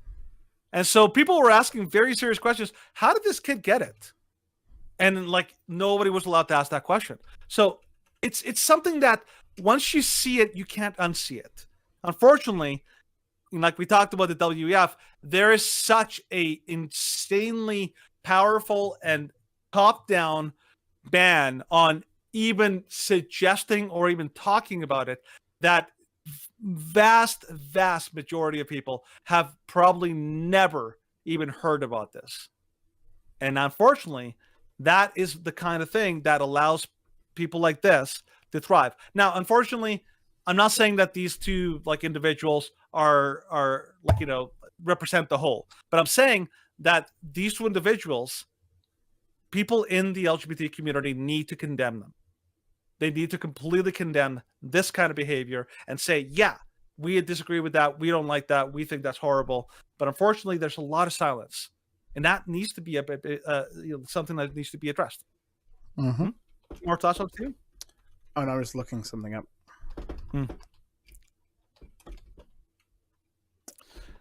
So, Avenging Pineapple, there are studies that back up what I claim. Yes. I can't produce, like we talked about this before. We can't fact check things on the fly when we're live. If you want, send us your email or like, your contact info or whatever. After the show, I will send you everything that I have on this. I swear. Stephen and I compile massive amounts of like data, and we save it on bookmarks, we save it in folders, and files. We can look it up, and we do it a lot when we talk on Twitter, Facebook, or whatever else. We just can't do it on live on a show because it takes time to go through our sources, to scan through, find these specific documents that talk about the stuff. So yeah, just send me your here. Let me find out the email. You can send it to send me a message to the Shrewd Dudes email, and I'll give you the email right here in a second. But yeah, Stephen, do you have other stuff to? No, like, like it's always been something which has been a problem. Like and it's always been something which is shoved under the rug. Like we talked a couple weeks ago about the transgender individual which was put to death, and the leftist mob was trying to defend them by saying, "Oh, they're a privileged, they are a victimized group in society." And you cannot excuse violence and criminality and abuse simply because a group is protected. Like, of course, that incident that happened via the BBC, the incident we're talking about right now, these people, and yes, I'm using that as a generalized term because by all available data, they are far more likely to be perpetrating acts against children. There are other studies, of course, that homosexuals are much more likely to develop if they're abused as children. Mm-hmm. Like this, putting a child in a dangerous situation like this. Like the story, of course, reported that they were adopted from a Christian disability adoption center. And I'm like, why on earth did you adopt them to them in the first place? Like, you're just asking for problems if you're adopting children to deviants and reprobates. Mm-hmm. You're asking for problems. Like we were talking about monkeypox earlier. How in the hell were there monkeypox cases in children? Monkeypox was exceptionally rare. Mm-hmm. There were, I don't even know, even at the peak, there were probably, 1,000 cases? In 1,000 cases, like 10 of them were children? That should be screaming issues to everyone.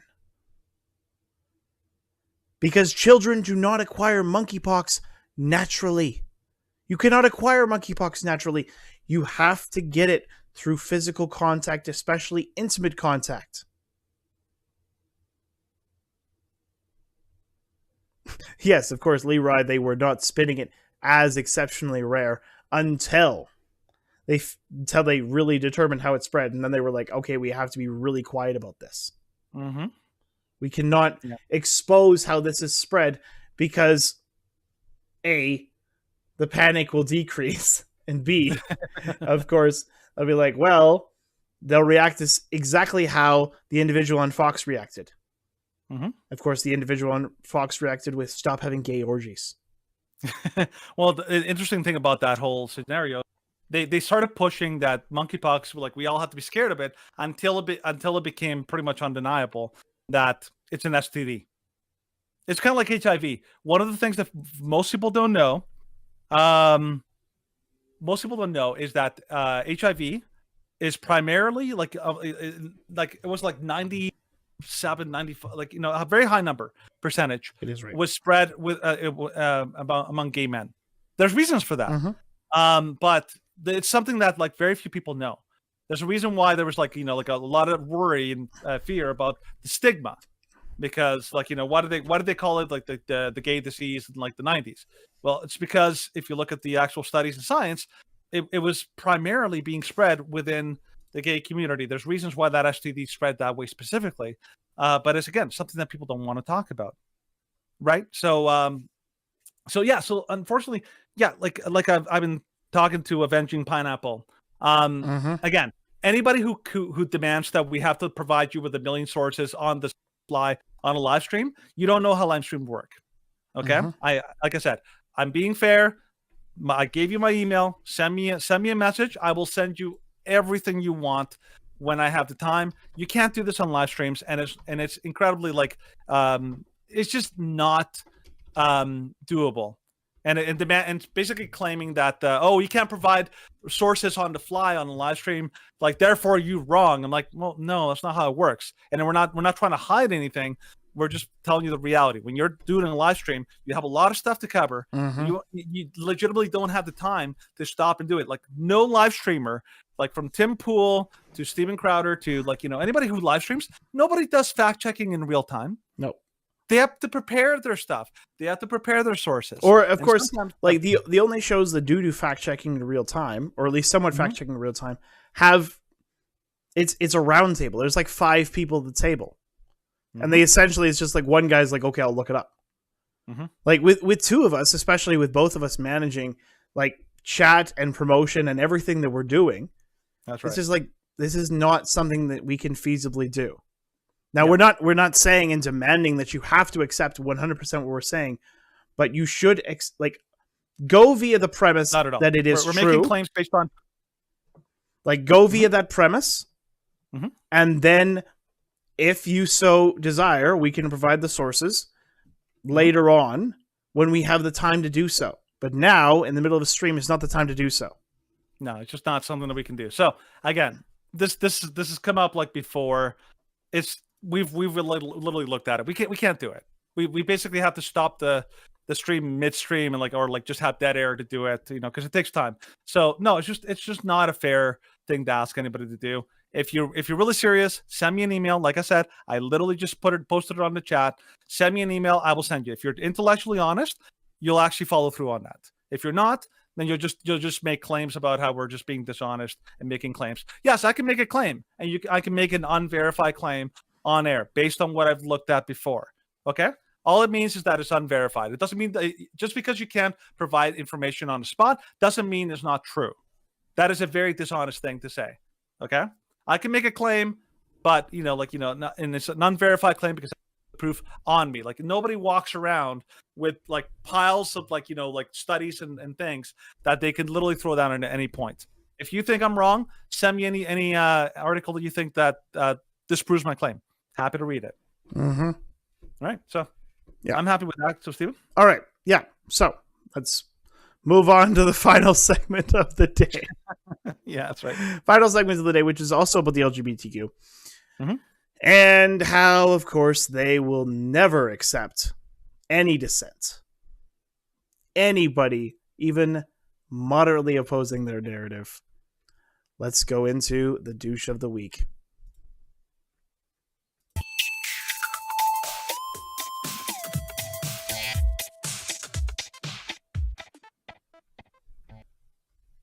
All right. So, from CBC News. Why would I bench him? Flyers coach Tortorella defends Provorov's Pride boycott. Mm-hmm. So, of course, the background for this story is that before Tuesday's game against the Anaheim Ducks, the 26-year-old Provorov sat out warm-ups during which the Flyers wore Pride-themed jerseys and used sticks wrapped in rainbow tape. Provorov is Russian Orthodox, and he said after the game that he respected everybody's choices. Quote, my choice is to stay true to myself and my religion. That's all I'm going to say, declining to answer follow-up questions. Mm-hmm. His coach said he had a very healthy conversation with Provorov, general manager Chuck Fletcher, and selects players days ahead of the game. Provorov's decision was not a surprise to the organization. And of course, the first-year Flyers coach also said he never considered benching Provorov. Why would I bench him? Because of a decision he's making on his beliefs and his religion. It turned out to be a great night for Pride Night. And so, that's his, this is what happened. Player decides, I'm not going to participate in Pride Night. I'm just not going to go out to the warm-up. I'm not going to actively critique it. I'm just going to not participate. It was very similar and akin to what happened in 2019 prior to the elections with Andrew Scheer. Because Andrew Scheer would not go to the Pride parades, and of course the Liberals were like, oh my gosh, you can't be a Prime Minister of Canada if you don't participate in the Pride parade. It's well, you have to be able to let people have their own beliefs. Well, this even happened not even that long ago this year. Tampa Bay the Devil Rays. Yep, the 5 players. Devil Rays had five pitchers. They had the same thing. They had to wear some kind of obviously the Pride colors or whatever. Because the idea is that it's not just we're wearing Pride colors. Is that we're actively promoting, celebrating, and affirming this movement. And that's basically, it's not just we have these colors. We're making a statement that we totally back this up. Again, in the NFL last year, if you took a knee, that was considered obviously the people were mad about it, but I mean, even I was I don't agree with it. I think it's kind of hypocritical of some of these football players that are getting enormous benefits from being in the U.S. Basically, actively saying we hate the U.S. U.S. sucks. There's a hypocritical to it. But I didn't disagree. I'm if you want to take a knee, that's fine. The NBA also did the same thing. They were BLM. They were basically going on, and they would take a knee for BLM, and they were BLM supporting things. And that was before the scandals came out about how BLM was a complete scam, and the people who were in charge basically fleeced millions of people out of their hard-earned money and used the money for totally non-black issues and to buy themselves mansions, right? So, is it okay for somebody to be I don't support this? It should be, but unfortunately, it's not. And this hockey player was basically raked through the coals. Not even he didn't even say anything negative about it. He basically said, I don't want to participate. But apparently in our new era, that is no longer acceptable. You are basically, you must wear the ribbon. You're basically like treated like a human dung, like a human feces, like human rats. If you don't play along with this new game. And it's pretty brutal. So, of course, what happens is it's not acceptable for you to not clap and applaud for the Rainbow Mafia. And so, of course, predictably, you have now a contest for who is going to be the largest bigot. The largest bigot, the intolerant ones, right? Because let's face it, anybody who is intellectually honest and looks at it fair-minded with let's evaluate people's actions. Who is the really intolerant person here? The person who said, I don't want to participate for my own personal reasons, or these people? Yep. All right. So from Outkick, news anchor attacks religious people in bigoted reaction to Ivan Provorov not wearing a Pride jersey. So talked about all this before. Canadian news anchor Sid Ciaxiero reacted to Provorov not wearing the Pride-themed jersey on Wednesday morning with one of the most dramatic performances in cable news history. He pleaded that he wants to see the NHL fine the Flyers $1 million. So let's just watch this because this is just bonkers. Three things, technically. Provorov also spoke to the media after the game and echoed what Tortorella said, so I didn't feel the need to run it. This happened in baseball last year with the Tampa Bay Rays. There were 5 members of the Tampa Bay Rays who wouldn't wear a patch supporting gay rights. And Major League Baseball didn't do much. It was a story for a little bit. John Tortorella, many years ago, when racial injustice, and it still is till this day, but when Colin Kaepernick first started kneeling during national anthem, said anyone who does that on my team is going to sit. And he has a son who's an Army Ranger. So it's not like Tortorella in the past hasn't spoken on sensitive issues. The theme from the National Hockey League is hockey is for everyone, okay? The theme is not hockey is for everyone, ... unless you don't believe in gay rights, then do whatever you want. If the National Hockey League is going to do this, if any league is going to do this, do it properly or reevaluate what you're doing. Because there's not a lot of repercussions that I'm seeing from any league. Now, it could change with the NHL. I think you fine the Flyers $1 million for this. I'm not kidding. Figure this out and stop offending people on nights where it's not about that. It's supposed to be about inclusivity. The National Hockey League need to attack this and figure this out. Because what I heard last night was offensive and didn't make any sense. Because, for instance, if that was a military night, okay? Right. If anyone in Canada or in the States on a military appreciation night wouldn't wear a jersey pregame, do you have any idea the uproar that would have happened on that? Do you have any idea the backlash? Do you have any idea what happened on social media? Probably very little. It's ridiculous what would happen. It was just a minute ago we were talking about the uproar that was happening with FIFA fever, where if you were seen with so much as a rainbow anywhere, you had to fear for your life, imprisonment, or death. Yeah. Well, that's in Qatar. So, and now here we are. In Qatar. I just think the NHL has to do something here. This is not good enough. This is not good enough that people don't conform. For everyone, ... unless you don't agree with gay rights is not the phrasing of this. You're either in this or you're not. And one last point. Nothing scares me more than any human being who says, I'm not doing this because of my religious beliefs. Because when you looked at people's lives who normally say that publicly, you'd throw up at what you saw. You would throw up at what you saw. And I've seen that a million times in a lot of different ways. So don't give me that. With respect. Don't give me that. Because no one's perfect. All right? Don't feed me the religious beliefs line. And all of a sudden the NHL is going to back off this. The National Hockey League today needs to fine that organization $1 million and reevaluate how they support gay rights. Because that is insulting. That is the #1 trending topic in Canada. That is insulting what happened in Philadelphia. And if the NHL is serious about this, they say they are. We'll see. We'll see how serious they are today. But that whole thing was mishandled. And part of me couldn't believe it. Part of me could, considering how the NHL sometimes handles things. And it's true. Witch hunt. Yep. Pretty much a witch hunt right here. What a freaking bigot. This is basically like, like a modern day like Inquisition. Because if anybody knows like the Spanish Inquisition or some of the older Inquisitions, they would basically go around, find heretics, people who did not who did not follow the proper beliefs, and they would basically torture them until they either confessed and said like, oh no, yes, we're a good little Catholic, we promise we're a good little Catholic, or they were killed. Like this is like modern day Inquisition kind of level crap.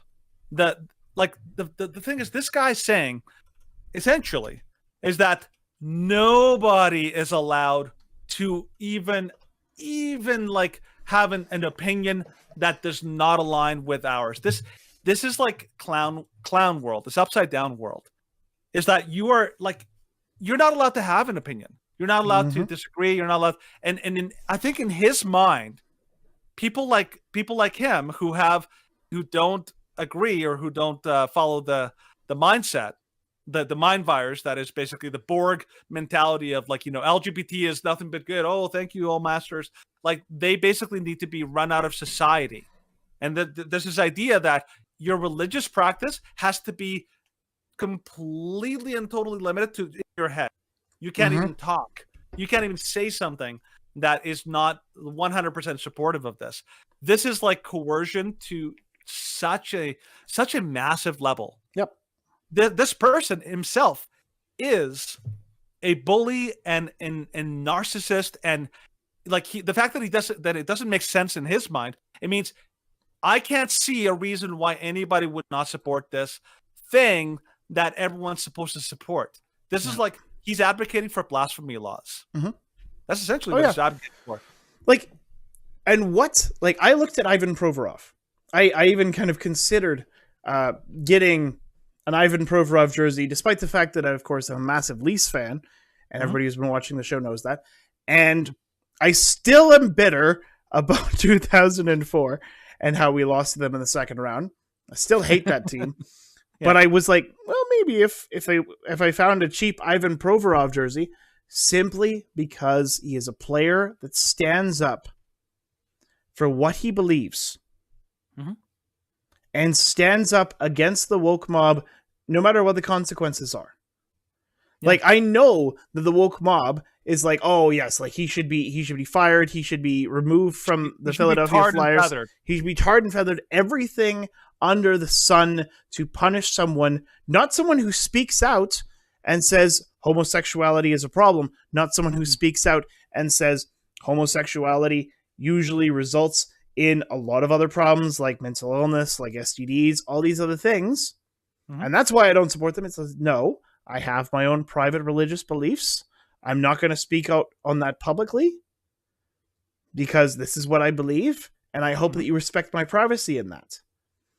And that's why, of course, that this individual, Sid CXero, is so much of a douche. Because instead of respecting that person's personal beliefs, instead of respecting their, not just saying, okay, I'm going to be a part of this like straight pride parade. I'm just going to not participate. I'm going to be trying to be apolitical in all of this. He's not going to wear the ribbon. Like, that's essentially what the position was. I'm not going to wear the ribbon. I'm just going to be apolitical. I'm not going to wear like a pin that says promise not pride.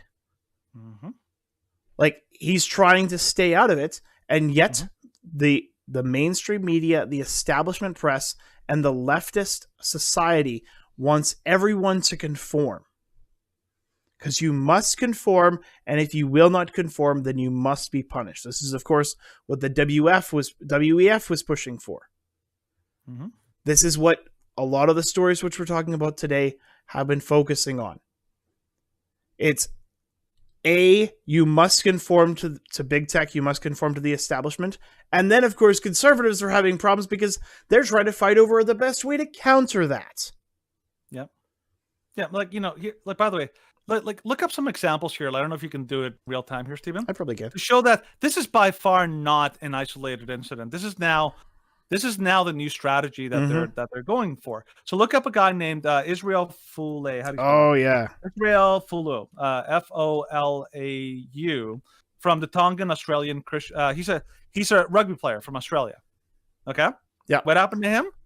He quoted a Bible verse that, like obviously this Bible verse was about like sexual ethics and all that, but he quoted a Bible verse and he was absolutely destroyed by the Australian media, and he was called every name under the sun.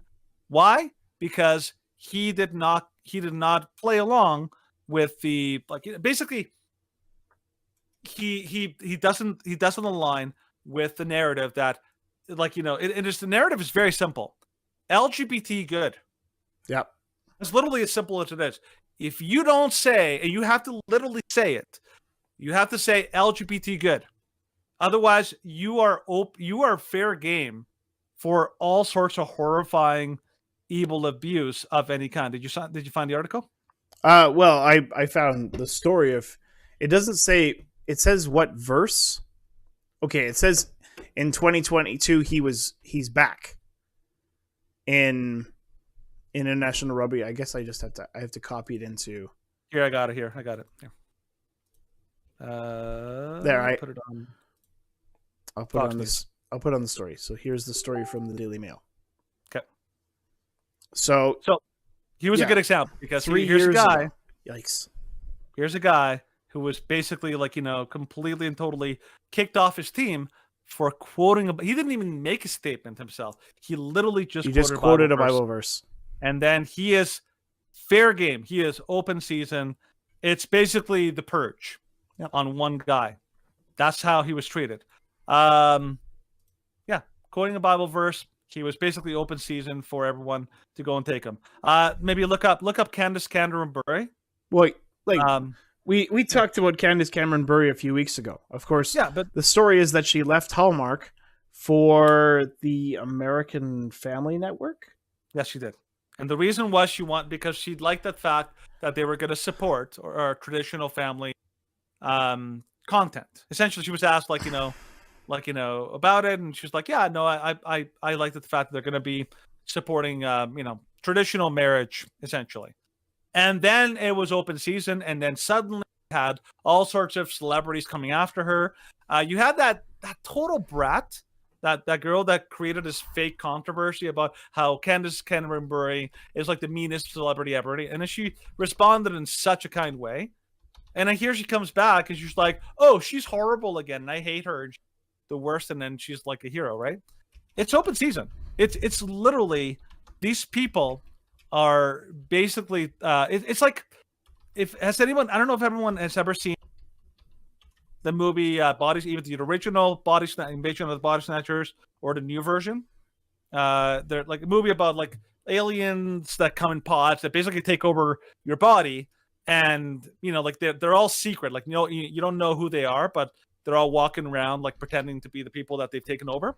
But whenever people in the aliens, whenever they find someone that is not part of them, they literally point right at them and they go super loud to basically alert every other alien around them that this is one of the dangerous people, and they have to and they all suddenly start chasing them down. That's basically what's going on here. That's basically what our society is doing right now.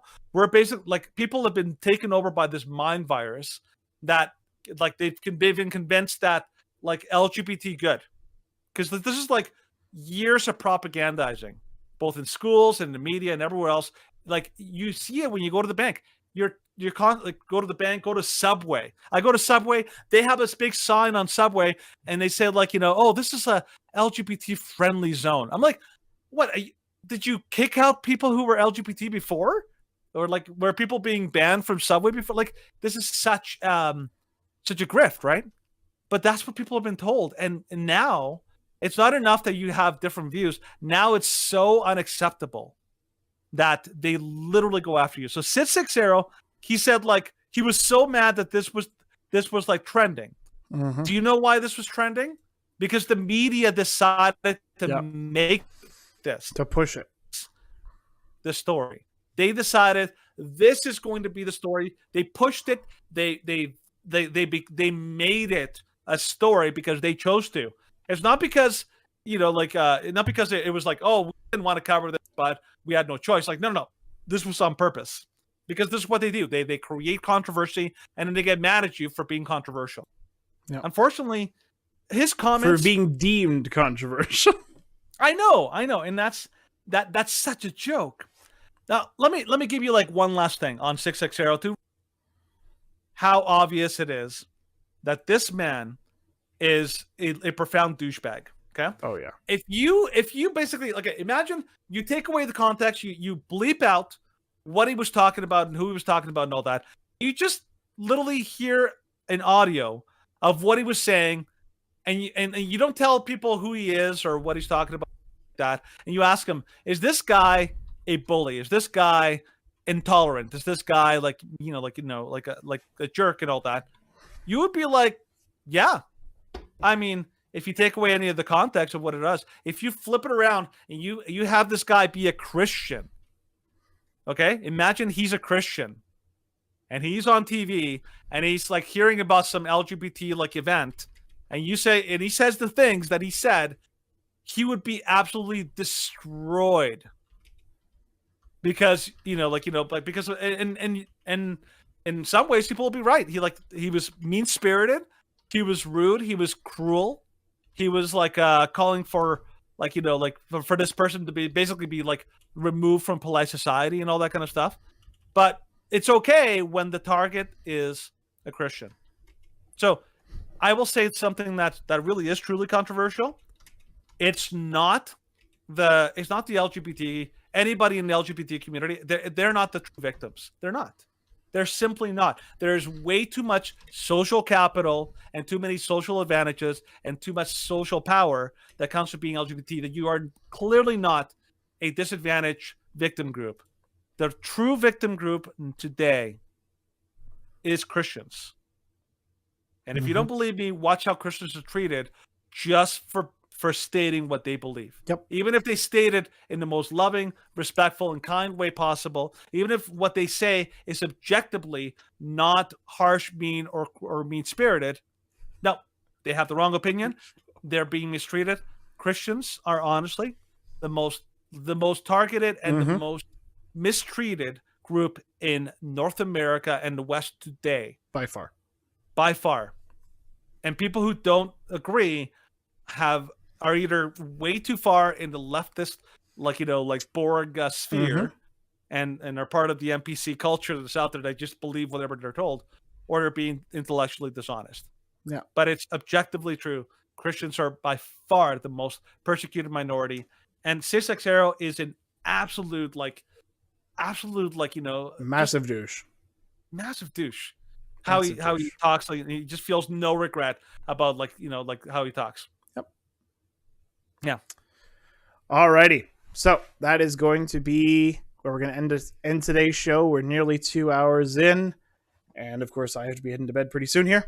So thank you for those who participated in the chat and engaged with us. We really appreciate it. I personally hope that Mr. Pineapple sends us a message and asks us for our sources. I think he tried this routine a couple weeks ago and then didn't follow through either. So okay, not really too confident in that, but we'll see. Yeah. This is a tactic, by the way. It is. It's a very common tactic. I mean, by the way, Stephen, he told me a story today. He encountered people who were challenging him. Where's your sources? Where's your sources? And he literally drowned them in source to the point where they were like, oh, yeah, right. This is a tactic. Then they went away. Honest tactic. Yeah, and they went away.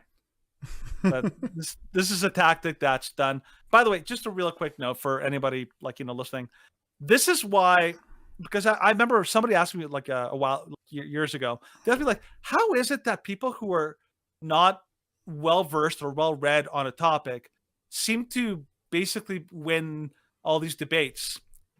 And then I explained to them, I'm like, the reason is because essentially what they're doing is a Gish Gallop, which is a logical fallacy. This is why they win.